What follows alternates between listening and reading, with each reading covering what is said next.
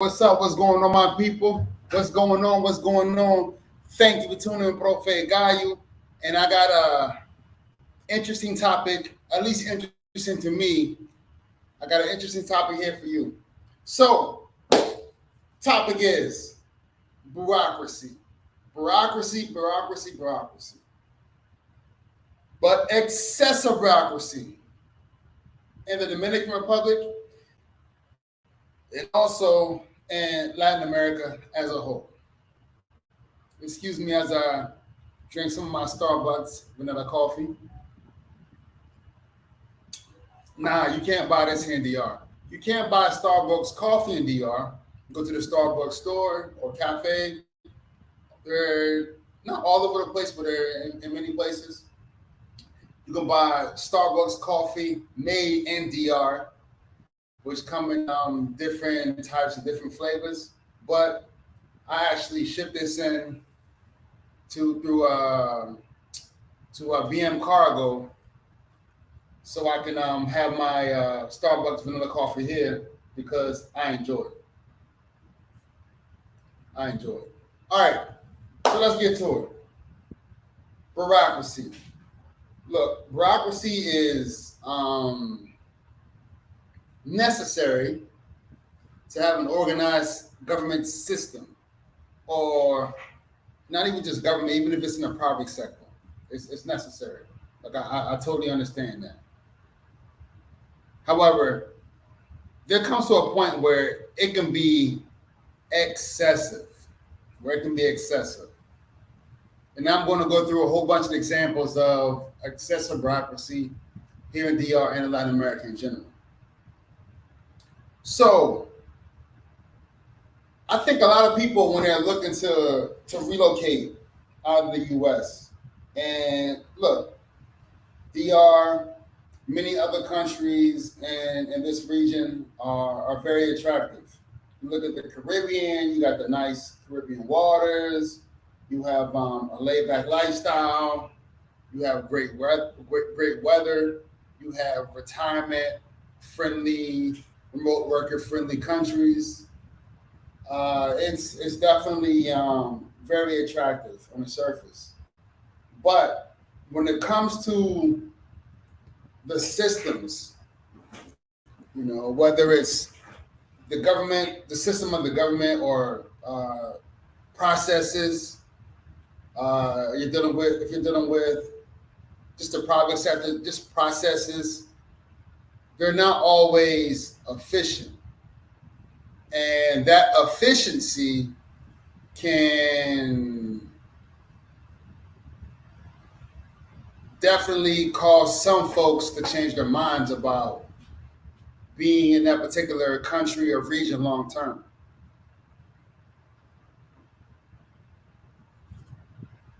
So the reason why I bring up this topic is based on my experience here in the Dominican Republic, but also I bring up this topic because a lot of folks are talking about this, and I feel as there's some necessary stuff to address. First, I want to say this: as I already went through the intro about why people are so attracted to this region, a lot of us, some of us on YouTube, some of us who are just travelers, we often, I don't say often, we can sometimes find ourselves into selling a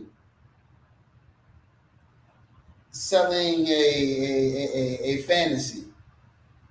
And that fantasy could be, hey, come over here to DR. It's cheap. It's great. It's paradise. Once you get here, you'll never want to leave. And anyone can find something for themselves here in DR. I believe that.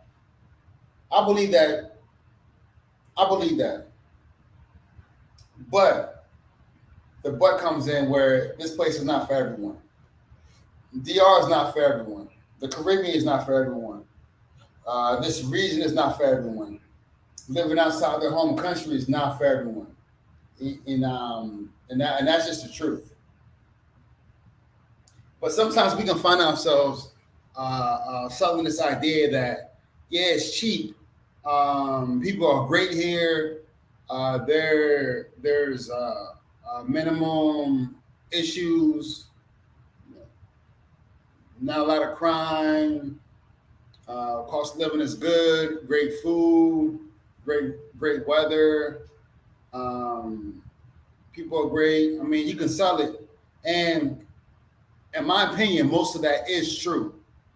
Specifically with talking about DR, but but after living here full time a year and part time, you know, over 2 years, uh, it's it's definitely a lot that I've learned during my 2 years here. That my 2 years and some change here altogether that I may not have gotten if I was just here for a month or if I was just here for a few months. I would not have gotten a lot of this experience and I guess overall experience where I can really say that look, this place is to me this place is dope, but it's not perfect and it has its challenges, and one of its challenges is the excessive bureaucracy. In my honest opinion, excessive bureaucracy. So let me jump into that. First of all, look, for a lot of you folks out there who come to, you spend a week in DR or spend a week here or a week there, but you only go to Punta Cana or you only go to Sosua or you only go to, Las Terrenas or something like that. Look, Punta Cana does not represent the entire Dominican Republic. Sosua does not represent the entire Dominican Republic. Las Terrenas does not represent the entire Dominican Republic. Boca Chica does not represent the entire Dominican Republic. So, with that said, I highly recommend that when folks we get out here, I know some of those places are really nice, especially if you don't speak if you don't speak Spanish, those places are really good to go to. They really are. But to get that essence of the Dominican Republic, to get that essence of that Dominican lifestyle, that Dominican food, that Dominican culture, that Dominican language, it's definitely beneficial to go everywhere in DR outside of those places I just named. But going back to the bureaucracy sometimes it just tires you. It tires you. I can tell you when I was going through the residency process or residency visa process, which is the process you do in your home country. So I go to I gather all my documents together. I reached out to the Dominican consulate or Dominican embassy because I'm in DC, and I called, and then they told me to send an email. So I sent the email saying, "Hey, I have all the documents," and then they gave me they replied back maybe that same day, if not the next day, with a date to come in. It was in September, so to come in to turn in the documents, and it was literally that same week, I believe. So maybe they got back to me on a Monday or Tuesday, and I turned everything. I had an appointment to turn everything on Thursday. So I turned everything in. I'm turning everything. He's going through the documents. He's like, "Yep, got it." I'm thinking, "Oh, got that too. Yeah, it's right there. Oh, yeah, got it. You just missed it. Yep, that's it." So it's going through it, and then I realized there was a couple of documents that needed to be translated. So we said, we can translate it here. I think it was like I don't want to give the wrong price out, but it was definitely more than I would play getting it done online for through Rush Translate 24 hours. But whatever it was, I had to go and get cash. I couldn't pay with my card or anything, so I had to go around the corner, across the street, go to ATM, get some cash. So I came back with the right amount of cash, and he got this translation done. But I had to come back. So basically, he took my passport along with all the documents. After I paid, he called me back about a month and a half later to pick up everything. So I picked up my passport. The passport had the visa in it, the residency visa, which I will come to the Dominican Republic on that visa. So, and he gave me back copies of everything I turned in. No, the originals of everything I turned in. So, I got this stuff back in the end of October, the last week of October. 2 weeks after that, I was on the flight to DR to be here permanently, right? So I go in, and long story short, I go had some challenges to the process. They say I need to get this, back and forth with the information. Stuff wasn't correct. I didn't have up to date information. You told the wrong thing. Blah blah blah. All right, so here it is, February. I have everything, absolutely everything. Like, they can't say I've been through it all. I got to this point where I'm almost at the finish line. And they told me how to get this done. I got it done. I'm good. I'm here. I go in and turn it in, and the lady was like, "Yeah, this. I believe it was the FBI background check, which I had which I had apostled, and then the embassy translated that document. So I'm there, and the lady was telling me, yeah, this translation of the original and the apostle needs to be apostle."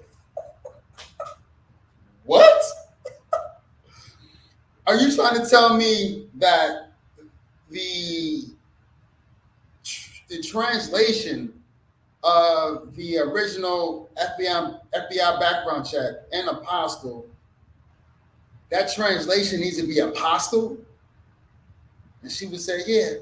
I'm like, but this is a document from this is a document from the Dominican government, a translation from the Dominican government, the Dominican embassy. Why that shouldn't need to be the apostle, for one, and number two, it's the original document that needs to be apostle, not the translation. And she was saying, no, it needs to be translated. So I'll go through the process of getting it translated. The translation apostle, right? After it already translated the apostle of the original document. Don't understand that. So I go through there, and I had to get that done. Again, that is just excessive bureaucracy. That is excessive. Excessive to have to go through that process. Excessive to have to apostle a translation of an original apostle the original document. That is excessive. Excessive. But that's just an example of how things can be excessive here. Another issue I had, well, not had, I have gone through, I've seen other people gone through it, and I'm sure that sometime in the future, I'll actually go through it again, right? Prescriptions. So, in the US, you have a prescription, basically it just needs to be on like the letterhead of that particular doctor, whatever it is, they sign it, boom. And I think when they do that, I think it goes into, some sort of system, right? Medical system where like it can be pulled. I'm sure that's what happens in the background. I'm pretty sure that's what happens in the background. That, to some extent, that happens here in DR too. But in DR, not only do you need to have a letterhead, you need to have a stamp, you need to have a seal, and you need to have a signature on the seal. So if there is no signature on the seal, it is no good. If there's no seal and with the signature and there's no seal, it is no good. If there is a seal and it's really, really faint and there's a signature in there, no good. If the piece of paper is folded, no good. Ridiculous. It's like you will find here that the bureaucracy is so excessive that it's like they gotta be effing with me. They gotta be effing with me. They cannot be serious. What do you mean you're not gonna take this prescription that because I folded it to put in my bag or my pocket, now you're not gonna accept it? Now it's no good.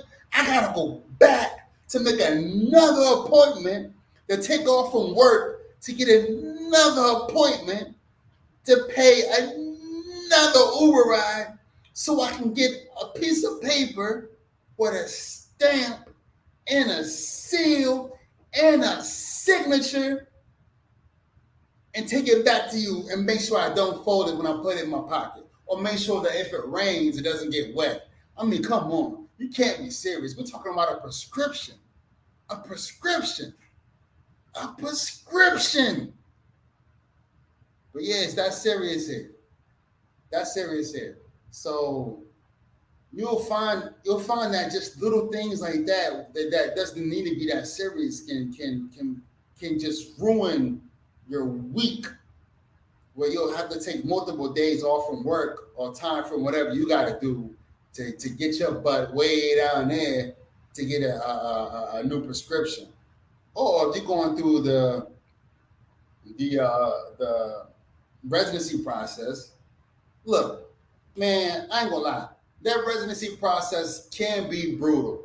And I remember when I turned everything in, I was so damn happy when I was in that immigration office, main office here in Santo Domingo. I was so happy to turn everything in. When she called my name, I was happy. It was like, yeah, I got everything. I was happy, right? And I was telling her, like, look, this is not easy. In Spanish, I'm saying this is not easy. And she was saying, if you had everything together, it wouldn't be easy. It would be easy. If you had everything together, it would be easy. You know what I mean? Like, that was a remark. And this is the same lady that said that to me. The same lady, I seen her like go through like a number of people. And this majority Haitians that are actually in there. You'll see some other foreigners that are not Haitian, but a majority of them will go through that Haitian. So I seen her talk to some folks, like just like not nice, like very aggressive. I'm like, damn, I hope she don't come at me with that same energy, because I ain't in the mood for that. So I came to her and I said, I'm smiling, right? Just like this, I'm smiling, and I go to him like, man, this process is not easy.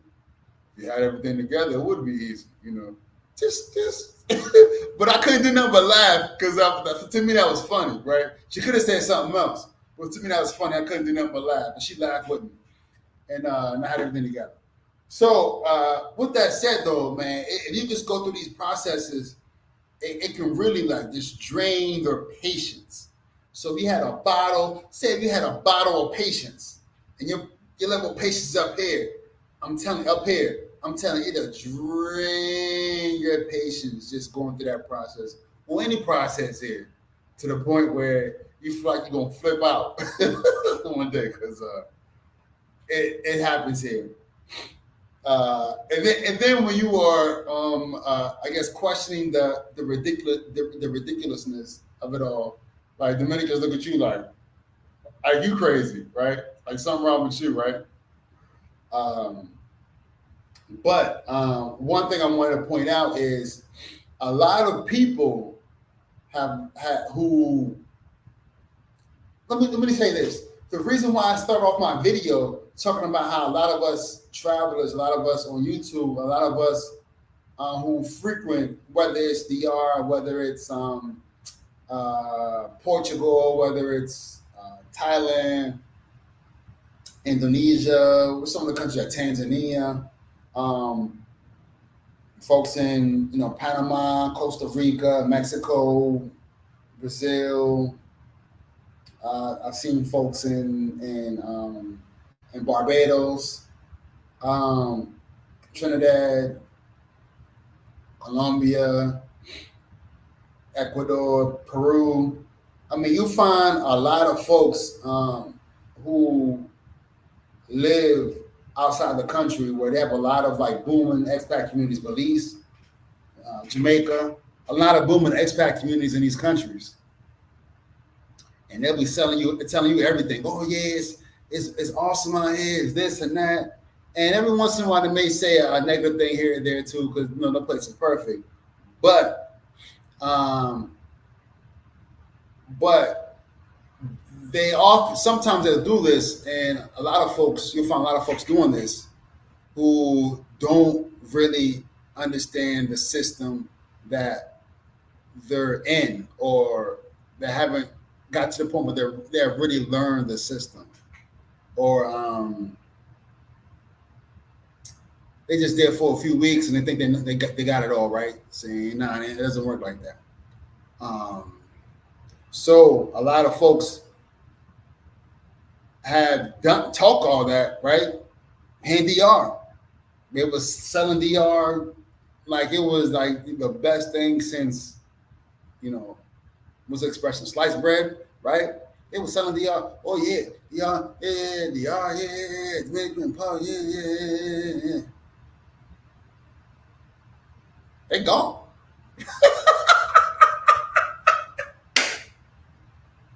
Dominican what? They left, right? They sell for a lot of folks are still here, but a lot of folks left. The cool thing about DR, man, which a lot of folks who probably would leave, but won't leave, because yeah, you have a lot of ties here, right? We got a lot of ties here, but you like you here, and yeah, you need a visa. You gotta have a visa. You gotta to live here. You really do, right? Residency. That's the legal right. I mean, but when that's not the topic. But you can stay here and be here for 2 years, 3 years, just coming here as a tourist, and when you leave, you just pay the fine, and that's it. You come back and do it again. That is a benefit that the DR has that a lot of countries do not have. So therefore, even if folks would rather be elsewhere, but to not have to go through that excessive bureaucracy where you're going through the residency visa, then getting the residency, and then you gotta check all these check boxes that the immigration requires. It can be draining. But you come to DR, you can skip all that by coming here as a tourist. You can live here, however long you want to live here.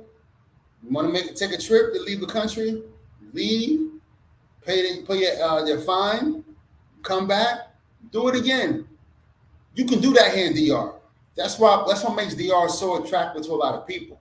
It's not just I went on YouTube and I wanted to figure out, what do people search the most about DR?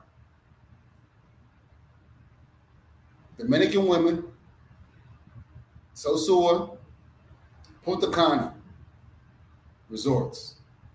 Those are the four main things that people search on YouTube when they search the Dominican Republic.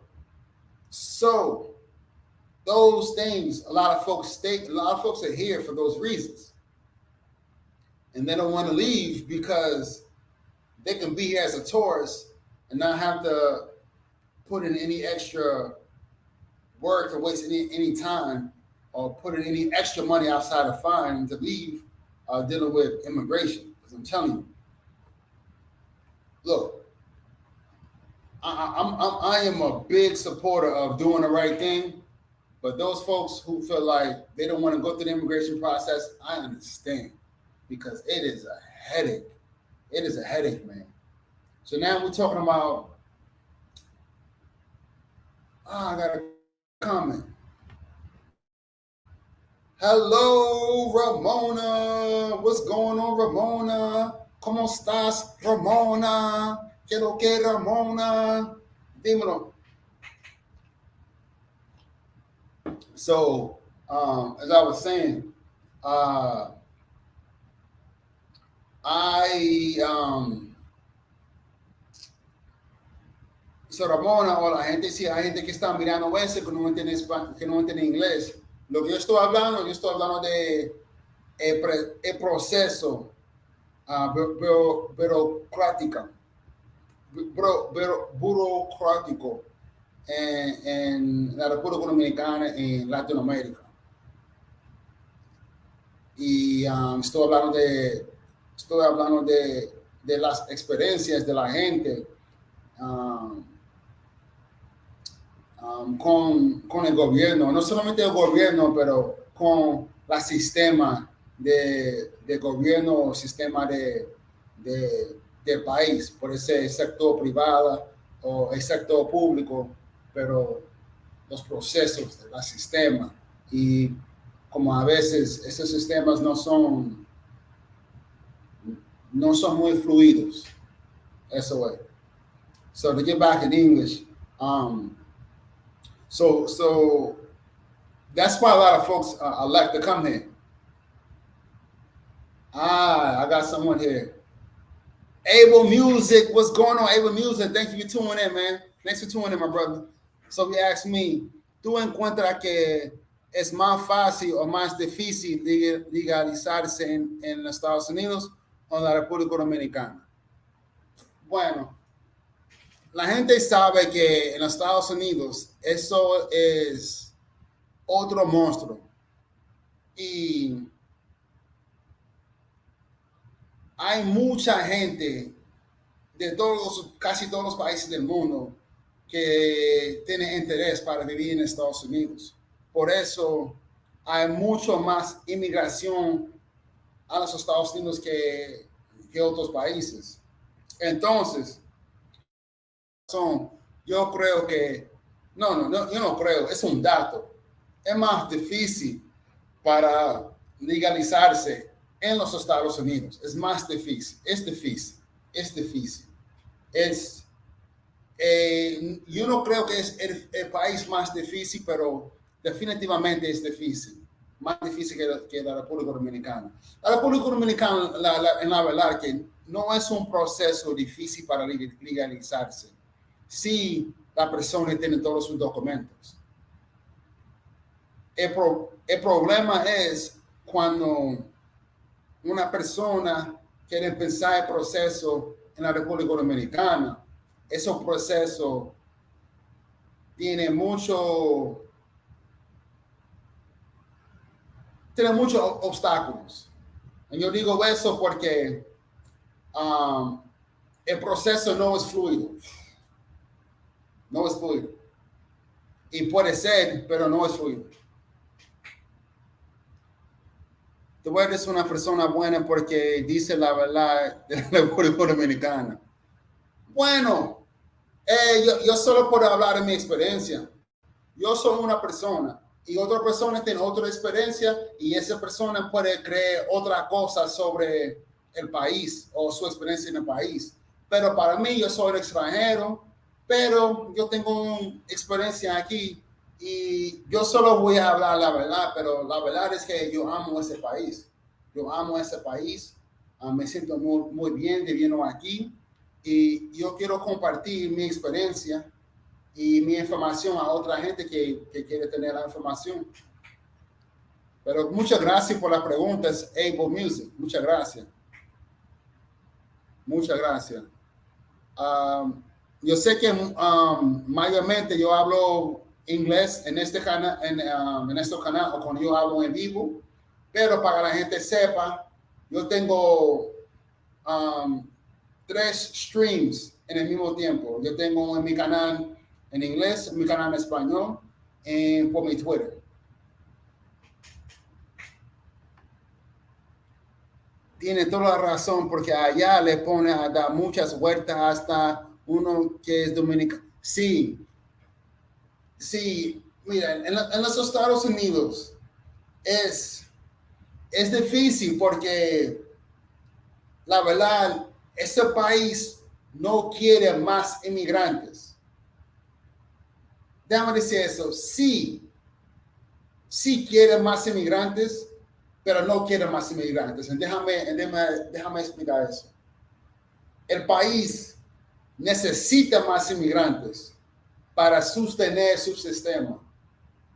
Pero el país no quiere más inmigrantes, porque mira, si los Estados Unidos tienen en año 2022, tienen 1 millón de personas que quieren entrar a los Estados Unidos de otro país, 1 millón de personas. Hay una fila de 1 millón de personas. Y ese gobierno tiene una entrevista con Able Music.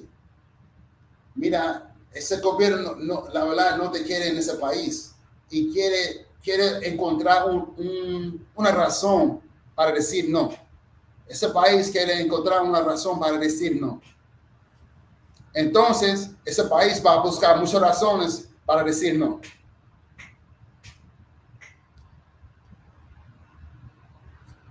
Puede repetir porque se me fue la transmisión. Ok, lo siento.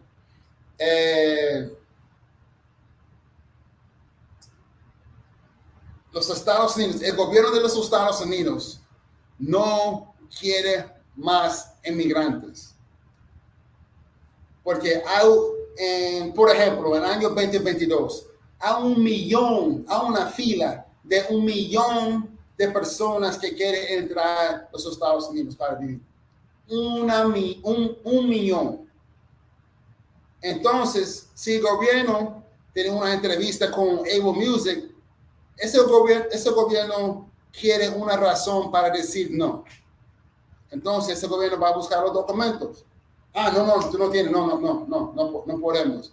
O puede ser cualquier razón. Entonces, la razón es porque hay una fila de 1 millón de personas. Entonces, quita Able Music, todavía hay mucho más. Y el gobierno va a aceptar mucha gente. Yo creo que en un año no acepta más de 100,000 personas. Estoy seguro. Entonces, por esa misma razón es muy difícil para legalizarse en los Estados Unidos. Por esa misma razón. Pero no es imposible.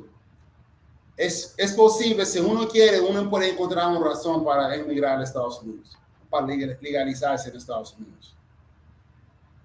Siempre hay una forma con el sistema legal. So I've been speaking a lot of Spanish. So basically, I'm talking about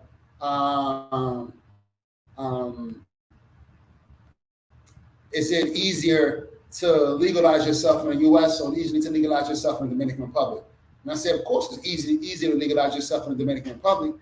The only thing is the process is not may not be very straightforward, or may not be consistent, or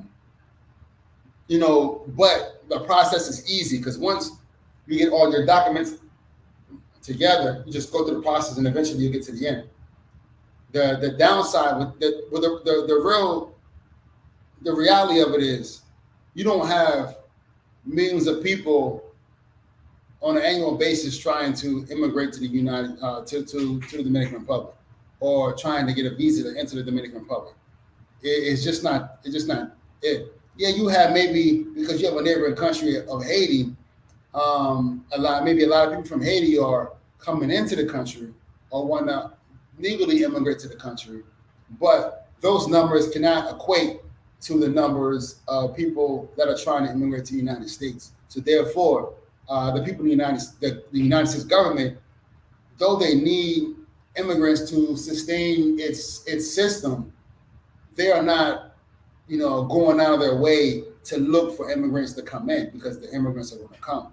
So therefore, if you have a line of 1 million, 2 million, millions of immigrants coming into the country, or wanting to come into the country, the United States can pick, So therefore, it's much more difficult to immigrate into the United States and legalize yourself in the United States than it is to legalize yourself in the Dominican Republic. I mean, it's just that's just the truth. That's just the truth. Pero, Able Music, muchas gracias por las preguntas. Ramona, ¿hay una pregunta? O si hay algo más ahí que tiene una pregunta. So, I guess where I was getting at with the excessive bureaucracy is it's not just something that you'll find here in the Dominican Republic. Yes, there's a lot of bureaucracy in the United States. There really is. But, in my opinion, the processes are more straightforward for the most part in the United States, where in the Dominican Republic, processes are not usually straightforward, whether you're dealing with the public or private sector. But I don't want to just say it's the Dominican Republic. That is a character trait of, in my experience, Latin America. In my experience, excessive bureaucracy is a character trait of Latin America. As you all know, well, some of you may know, I lived in Peru for over 2 years. And living in Peru, I was young. I was very young. So therefore, that was my first real country experience outside the United States. And I found it weird that there was sometimes it just took too much to get something done with the government. For example, I worked closely with the local municipality, with the local government of the pueblo, of the village, and oftentimes the government, the local government, would assist me in things that I was trying to get done in the community, right? So I was in the Peace Corps, so this is sort of how it works, where you're in the Peace Corps, they drop you off in a. Sometimes you'll be in a city, but for the most part, you'll be like in a remote community, and they'll drop you off. You're there, only foreigner there normally, and however, there was a Mormon church in my village, so there were periodically another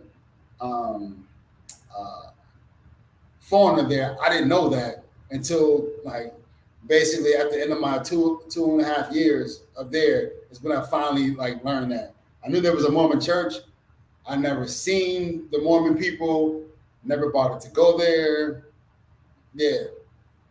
So anyways, they were often, the local government would often help me out with things I was trying to do in the community. So one time I was telling I was talking to the mayor. I was telling the mayor, well, I want to bring a career fair / college fair to the village, where I wanted to bring, go into the city, meet with the different colleges and universities and the institutes and the trade schools, to have them come out here so they can give this information to the not just the community, but also the people, the secondary school students. And that's a great idea. So I was like, yeah. So I'll let you know when everything is set up. He was like, oh, you can't do that. Let me write this for you. So look, I know Spanish. I can write in Spanish. I'm not perfect, but I know how to write, right? I can put together a letter. But you need to have the letterhead, you need to have the stamp, you need to have the seal, and you need to have the signature of the mayor. Like, for real. Like, it was like crazy how I had already talked to these people. These people are already like on board. At least they told me they were on board, So look, I'm this 22-year-old, youngster who's in this foreign country and putting all this stuff together. And they gave me their word, so I assume that it is a college, university, trade school, institute, etc. Their word is bond. So I took it at that. But the mayor was like, nah, it doesn't work like that. You gotta do all this. So he showed me that whenever you are putting together events, you have to have paperwork, right? It all comes with paperwork, and the paperwork has to go through the local government, right? Again, all the stamp, seal, signature, letterhead, yeah. So I didn't know that, and I learned that there. And I had to go through those processes a lot while I was out there. So to get back to the whole bureaucracy thing, the excessive bureaucracy doesn't end there. I mean, it's a character trait of Latin America. And if you ever find yourself interested in leaving your home country and moving to a Latin American country, just be prepared for excessive bureaucracy. Be prepared for a lot of misguidance through the process. And then someone told me here in DR, like, look, man, that's why I got a lawyer to handle that stuff. I get it. If you don't mind paying $4,000 for a lawyer for something that you can do yourself. And yeah, you save yourself a lot of time and gray hair and all this stuff. But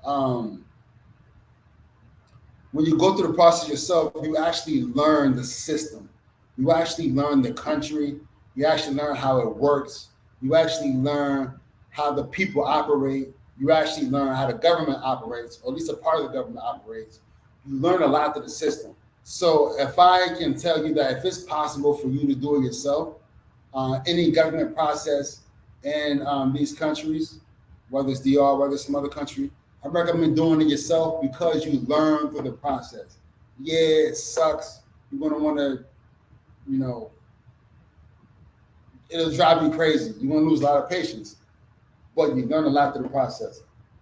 And I think even though I went through all that, specifically through the, and I didn't go all in detail my process through getting my residency, but I am glad I went through the process because I learned so much more about the country going through that process. But what I want to get at is I've only talked to one other person, but I've gone through a lot of testimonies of people and their processes going through immigration in respective Latin American countries. And they all had similar issues, going through the,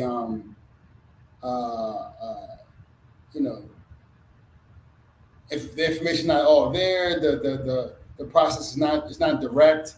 A lot of bureaucracy, stuff like when I would go back to the prescription and the folded paper, right? Paper is folded, even though it has the stamp, the seal, the signature, paper is folded, so therefore they can accept it. Like just craziness like that, that is a characteristic of Latin America, But look, I like DR. I love DR.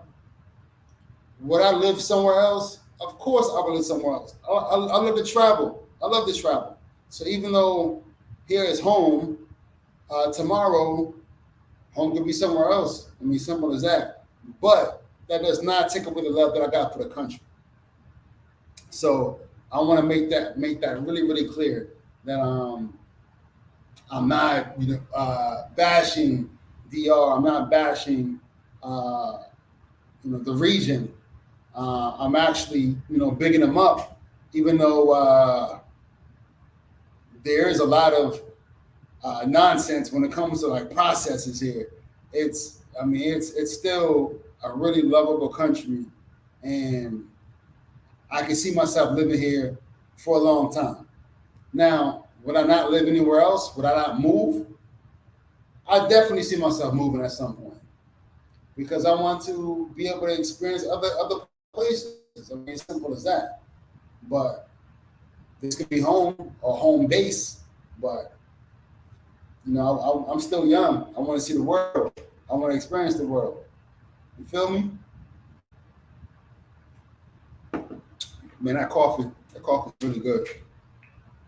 So, do I have any other questions? Cualquier pregunta?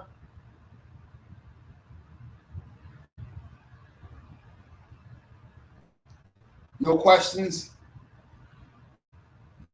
All right, so I'm just going to wrap things up here.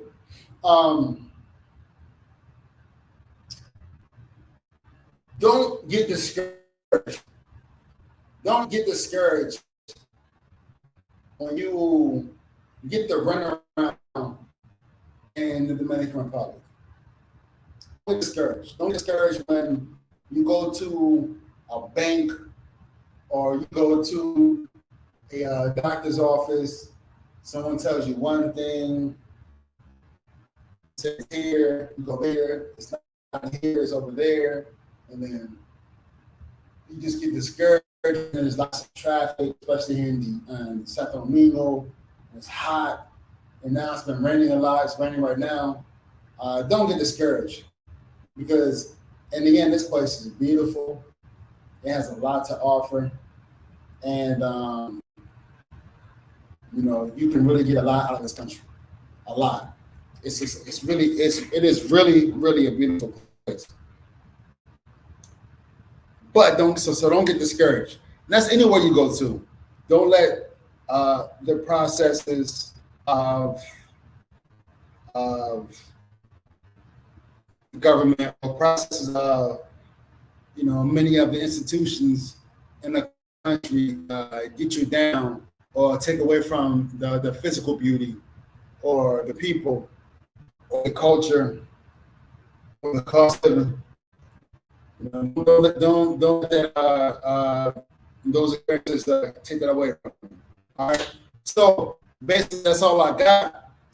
Thank you for tuning in. Obrigado. If you have any questions, feel free to ask me. Let me know. Leave a comment. Si ustedes tienen cualquier comentario, cualquier pregunta, por favor, escríbeme. Escríbeme por mi canal o escríbeme por Instagram o por Twitter, en cualquier forma, cualquier plataforma. Muchas gracias por venir aquí para ver mi video en vivo y espero que ustedes regresan para ver mis videos en vivo y todos mis videos. And I just hope you all come back and watch my videos, tune into my lives. If you have any questions, feel free to let me know. You can write it in the video or write me through Twitter or Instagram, email, whatever it may be. All right. You all take care. Peace.